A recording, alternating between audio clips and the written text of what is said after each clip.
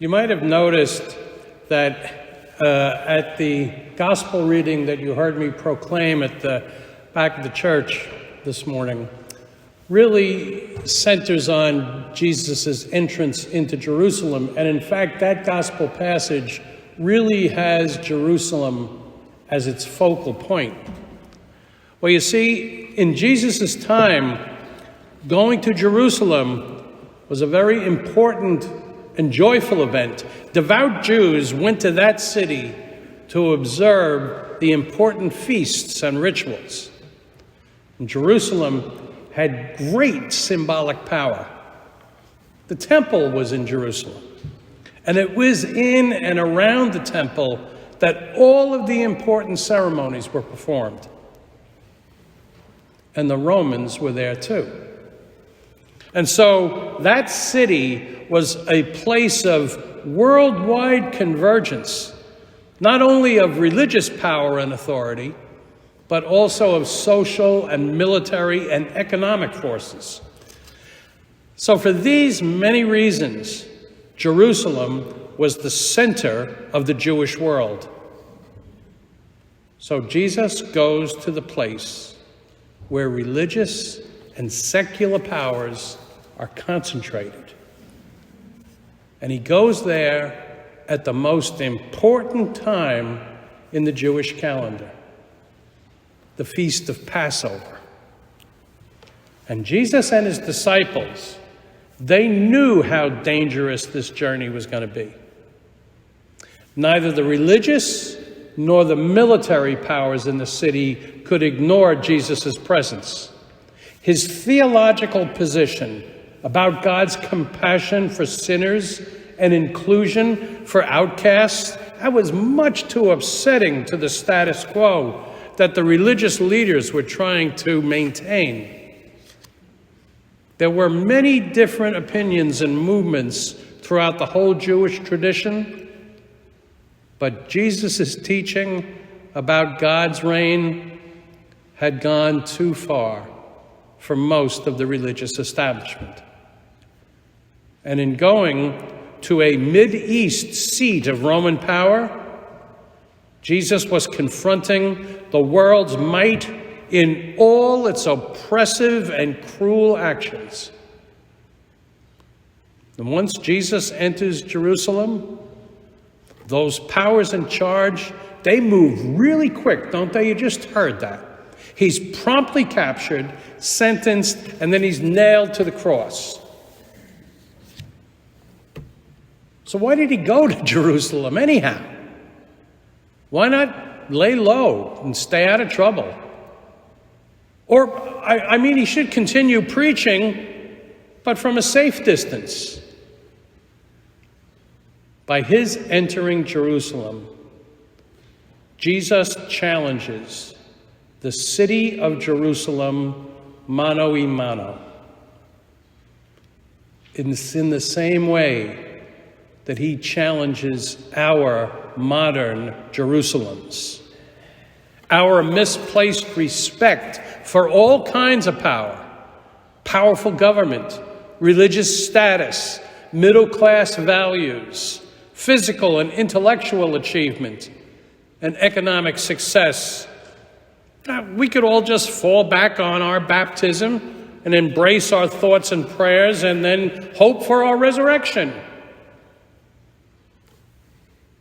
But just as Jesus entered Jerusalem, he now challenges every single one of us to confront our Jerusalems.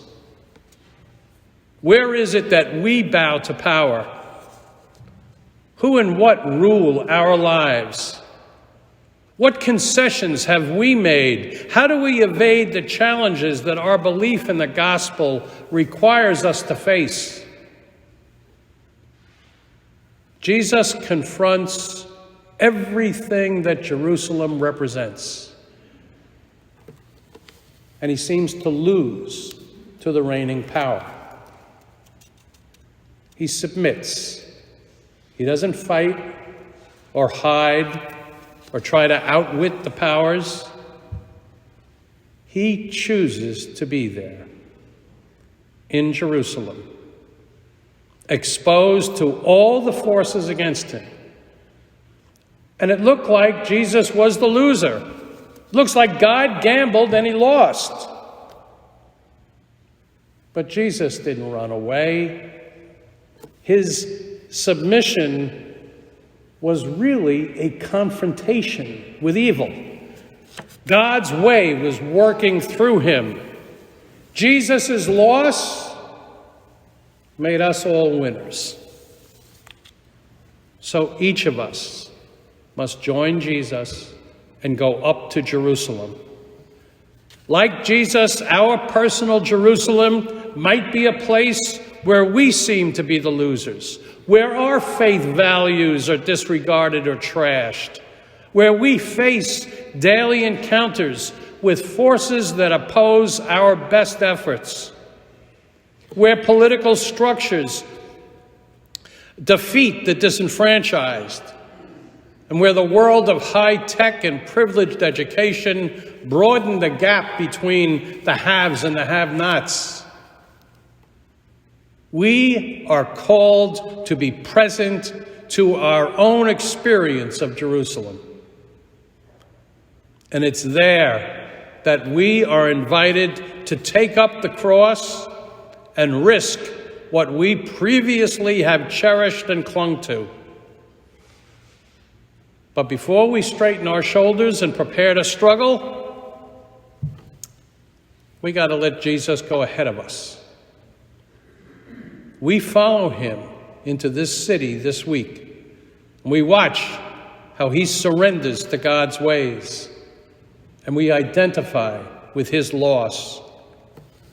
But it is through his death and resurrection that we all get to experience new life. So why are we waving around these palms today? Certainly not because everything's going great with the world. It's not because there's no suffering. Not while there's an ongoing blitzkrieg in Ukraine. Not while our own country is full of civil strife. Not while over 50 people have been killed by tornadoes in the south. Not while 6 people, 3 of them 9-year-olds, have been gunned down in Tennessee. We are not waving our palms in ecstatic religious display because our eyes are closed to reality. There is too much suffering in the world to do that. The good and the poor, the vulnerable, are not spared suffering. Jesus reminds us of that today. God has entered our holy place, our holy city, the place of defeat and pain. And then he transforms them. Our God has personally confronted evil, and he's walked in the same path that we have. Not in a triumphant way, but rather God has contradicted our usual ways of dealing with evil. He picks up the cross. And because Jesus chose to enter the holy city, every place that we suffer should become our holy city.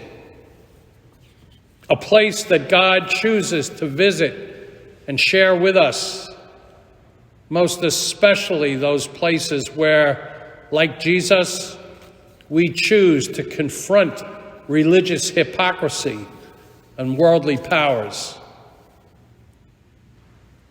We know what the excited crowd at the entrance to the city did not know.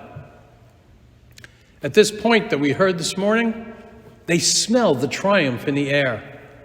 They expected a victorious Jesus to sweep into power, and them with him. But we know that in Jerusalem, their plans collapse real hard. Their hopes are dashed. But what we know what they couldn't possibly have known at this stage of their journey is that early in the morning on the first day of the week, while it was still dark, God would show his power and raise Jesus from the tomb. The powers of death are overcome. Triumph comes from catastrophe. Life comes from death. Hope from despair. And despite all the appearances to the contrary, then and now, evil is ultimately defeated. So, no matter how powerful the forces against good are, we have promised reason to hope. That's why we wave those palms in the air. That is why Jesus and the rest of the disciples enter into Jerusalem this day.